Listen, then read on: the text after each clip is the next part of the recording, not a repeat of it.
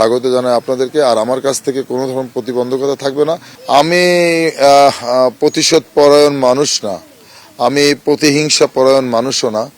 তো আওয়ামী লীগ করলে যে মানুষটা খারাপ, আর একটা কমিটিতে অনেক মানুষ থাকে, সব মানুষই খারাপ সেটা বলা যাবে না। তবে আমি যারা আওয়ামী লীগের রাজনীতি করেন তাদের কাছে অনুরোধ করব, পজিটিভ রাজনীতি করেন, মানুষের কল্যাণের রাজনীতি করেন। আপনি আপনার রাজনীতিতে মানুষের কাছে যান, মানুষ আপনাকে অ্যাকসেপ্ট করলে আপনি নেতা।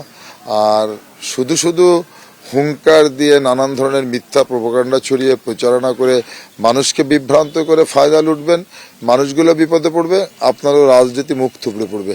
সেজন্য সময়ের সাথে তাল মিলিয়ে রাজনীতিকে আধুনিকায়ন করুন, রাজনীতির গুণগত মানকে উন্নয়ন করুন। ইনশাল্লাহ রাজনীতির মাঠে আসেন, রাজনীতি করব, আপনি আপনার রাজনীতি করবেন, আমি আমার রাজনীতি করব। স্বাগত জানাই আপনাদেরকে। আর আমার কাছ থেকে কোনো ধরনের প্রতিবন্ধকতা থাকবে না, সবাই সমান সুযোগ পাবেন রাজনীতি করার। এই একদম আপনার মানে এই উত্তরটা না দিলে হয়তো আমি এই প্রশ্নটা করতাম না।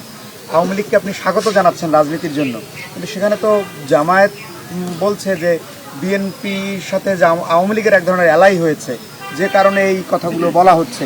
তারেক রহমানের বক্তব্য নিয়েও নানান ধরনের সমালোচনা আসলে জামায়াতের আমিরও করেছেন। কি বলবেন আসলে? তাহলে তারা তো মূল Steps like number one, saying coalition. Steps like number one, Genji's fashion. Steps like number one, mountain to ocean. Steps like number one, steps like number one. Step slide number one. বিরোধী দল হয়ে দেখেন, এখানে অ্যালায়েন্সের ব্যাপার না। BNP কখনোই রাজনীতিকরণের রাজনীতি করে না। বিএনপি কখনো একটা গণতান্ত্রিক রাজনৈতিক দল কখনো চায় না নির্বাহী আদেশের বলে আরেকটি রাজনৈতিক দল নিষিদ্ধ হোক। আওয়ামী লীগ যদি অপকর্ম, দুষ্কর্ম, দুঃশাসন, দুর্নীতি করে থাকে তাহলে জনগণই তো তার বিচার করবে। আওয়ামী লীগকে যদি জনগণ ভোটের মাধ্যমে প্রত্যাখ্যান করে, সেটাই তো সব থেকে বড় নিষেধাজ্ঞা হয়ে গেল। এখানে তো আওয়ামী লীগকে নির্বাহী আদেশে নিষিদ্ধ করার কোনো কিছু আমি দেখি না।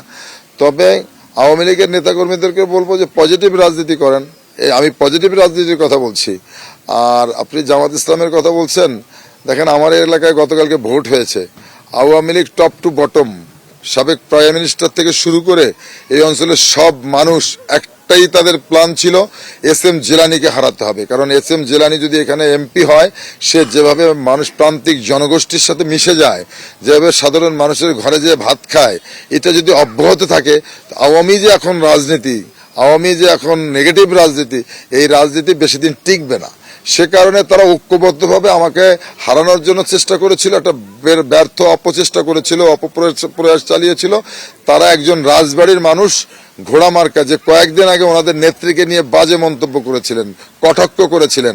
উনি জামাত ইসলামের মঞ্চে যে ভোট চেয়েছিলেন, যে আপনারা দাঁড়িপাল্লায় ভোট দিবেন, সেই ভদ্রলোককে আওয়ামী লীগ আলারা এই গত 7 দিনে ভোট দেওয়ার জন্য পাগল উন্মাদ হয়ে গিয়েছিল।